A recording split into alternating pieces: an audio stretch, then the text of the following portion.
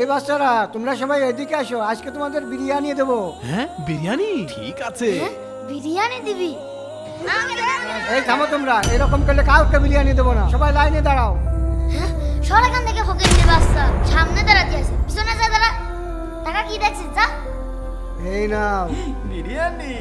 তুমিও নাও, এই নাও, আচ্ছা ঠিক আছে।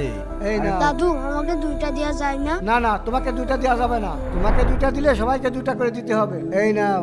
দাদু ওটাকে পুরো মামার কাছে। হ্যাঁ, এই দাঁড়া দাঁড়া দাঁড়া দাঁড়া বলছি, দাঁড়া। ধরতে পারলে হাত পা ভেঙে দেবো। কোথায় পালাচ্ছিস? দাঁড়া দাঁড়া দাঁড়া বলছি, দাঁড়া।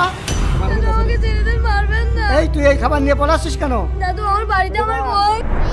হ্যাঁ আপু, প্রতিদিন পান্তা ভাত খেয়ে স্কুলে যেতে পারি না, আমার খুব পেটে ব্যথা করে। আজকে যেভাবেই হোক তুমি কিছু টাকার ব্যবস্থা করো। আচ্ছা আপু, আমি চেষ্টা করবো না। দাদু তুমি এই কথা আমাকে আগে বললে না কেন?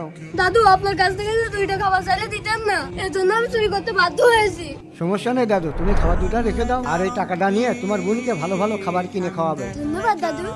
ঠিক আছে, যাও। বন্ধুরা দাদু হুজুর কি ঠিক করেছে কমেন্টে অবশ্যই জানাবে, আর এই ভিডিওতে 10,000 লাইক করে দিবে।